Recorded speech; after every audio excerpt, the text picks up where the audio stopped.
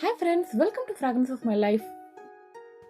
இன்னைக்கு நம்ம கிச்சன்ல இருந்து காரசாரமான கருணக்கிழங்கு வறுவல் எப்படி செய்யறதுன்னு பாப்போம் வாங்க.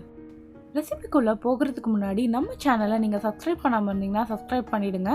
அப்படியே பக்கத்துல இருக்க பெல் பட்டனை தட்டி அப்படியே ஆல்னு கொடுத்துட்டீங்கன்னா நான் போடுற வீடியோஸ் அப்டேட்ஸ் எல்லாமே நீங்க மிஸ் பண்ணாம பார்க்கலாம். உங்களுக்கு நம்ம சேனல்ல வர கண்டென்ட் பிடிச்சிருந்ததுன்னா மறக்காம சப்ஸ்கிரைப் பண்ணிடுங்க.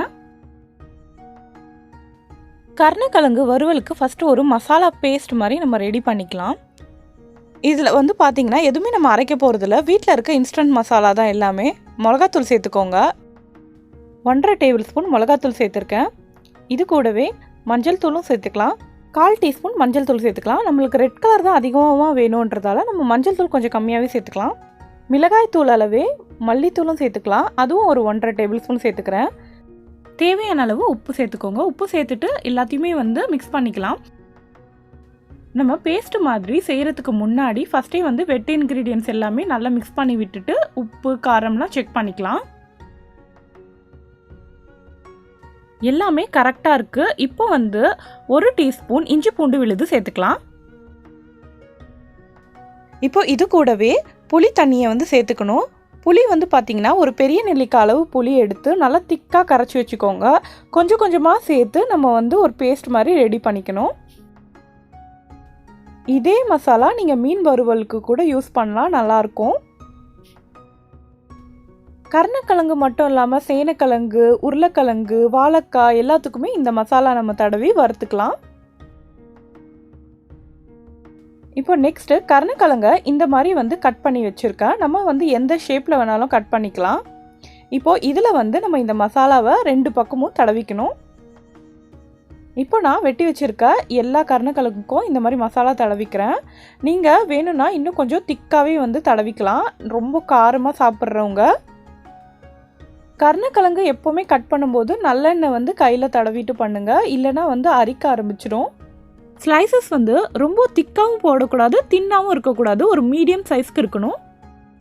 எல்லாத்துக்குமே இதே மாதிரி ஃபஸ்ட்டு தடவி வச்சிடலாம்.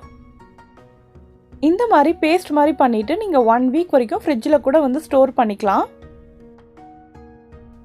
எல்லா பீசஸ்க்கும் மசாலா தடவியாச்சு. இப்போ இது ஒரு 30 மினிட்ஸ் to 1 hour வரைக்கும் ஊறட்டும். ஒரு 1 ஹவருக்கு அப்புறமா ஃப்ரை பண்ணிக்கலாம். இப்போ ஒரு பேனில் கொஞ்சம் தாராளமாகவே எண்ணெய் விட்டுருக்கேன். இது பார்த்தீங்கன்னா நீங்கள் நிறைய எண்ணெய் போட்டு அதை வறுத்து எடுக்க தேவையில்ல. இந்த மாதிரி ஒரு குழிக்கரண்டி எண்ணெய் விட்டுட்டு அதுலேயே ஃப்ரை பண்ணிக்கலாம். ஆனால் இது ஃப்ரை பண்ணும்போது நல்லா லோ ஃப்ளேமில் வச்சுருங்க, அப்போ தான் இது நல்லா 2 பக்கமும் நல்லா வெந்து வரும்.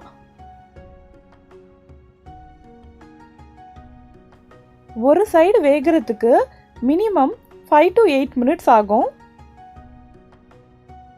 இரும்பு தவால பண்ணிங்களா இன்னுமே சூப்பராக இருக்கும், நல்லா மேலே கிறிஸ்பியாக.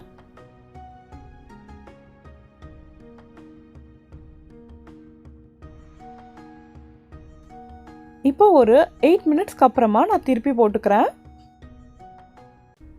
பாருங்கள், இந்த லேயர் கருகிடாமல் கரெக்டாக நம்மளுக்கு குக் ஆகிருக்கு. இப்போது அடுத்த பக்கமும் அதே மாதிரி ஒரு 5 to 8 மினிட்ஸ் குக் பண்ணலாம். நீங்கள் ஃப்ளேம் அதிகமாக வைக்கும் போது என்ன ஆகும்னா மேலே இருக்க லேயர் மட்டும் உங்களுக்கு குக் ஆகிடும், இல்லைனா கருகி போயிடும். ஆனால் உள்ளே பார்த்தீங்கன்னா அப்படியே நறுக்குன்னு இருக்கும். இந்த கருணக்கிழங்கு நல்லா உள்ளே சாஃப்டாக வேகணும். அதுக்கு நீங்கள் லோ ஃப்ளேமில் வச்சு பொறுமையாக வறுத்து எடுக்கணும். அட்டகாசமான கருணக்கிழங்கு வறுவல் ரெடி ஆகிடுச்சு. உங்கள் வீட்லேயும் செஞ்சு பார்த்துட்டு எப்படி இருக்குன்னு சொல்லுங்கள். பிடிச்சிருந்ததுன்னா லைக் பண்ணிவிடுங்க, ஃப்ரெண்ட்ஸ் கூடலாம் ஷேர் பண்ணிவிடுங்க. தேங்க்யூ.